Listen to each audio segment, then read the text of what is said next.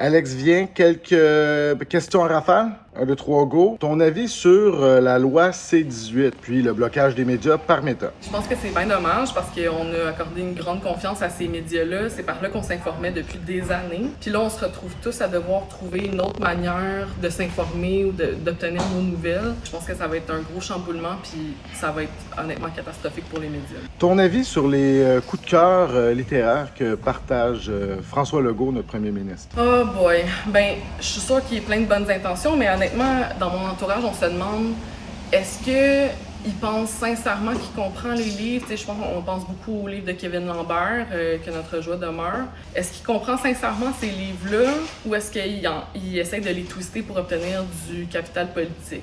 Honnêtement, je trouve ça un petit peu particulier venant d'un gouvernement qui n'investit pas dans l'éducation puis la culture. Ton avis sur les coûts de billets exorbitants de spectacles, là, Taylor Swift, tout ça, Beyoncé, ça coûte cher aller voir un show en 2023? Beyoncé, je peux comprendre. Taylor aussi, à certains égards. Moi, je suis juste pas une personne que...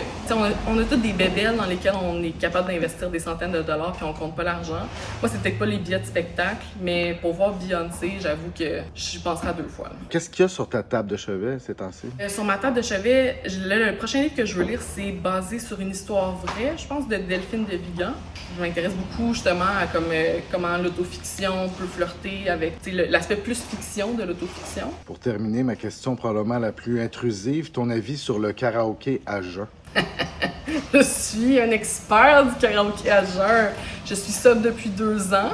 Puis je suis une personne particulièrement à l'aise avec le fait de m'humilier publiquement. Moi, j'ai toujours besoin de mon petit moment spotlight avec les chats sauvages de Marjo.